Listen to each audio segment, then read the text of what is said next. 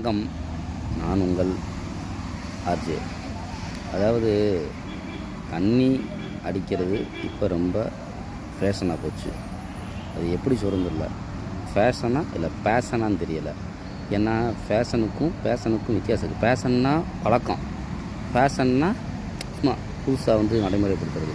சின்ன பையங்கள்லேருந்து பெரிய ஆளுக வரைக்கும் தண்ணியை அடித்து வீணாக போகிறாங்க. இப்போ ஒரு ஃபங்க்ஷனா தண்ணி, ஒரு மேரேஜ் ஃபங்க்ஷனா தண்ணி, கல்யாணம், காது குத்து, கோயில் திருவிழா ஃபுல்லாமே தண்ணி இல்லாமல் இல்லை. அது ஜாலியாக எடுத்துக்கிட்டு நான் ஒரு கோட்டு அடித்தேன்ல, நான் ஒரு ஃபுல் அடித்தேன்ல அப்படின்னு சொல்லிக்கிட்டு அசால்ட்டாக பண்ணிக்கிட்டு என்ன இந்த சமூகம் எங்கே போய் சீரழிய போகுதுன்னு தெரியலை.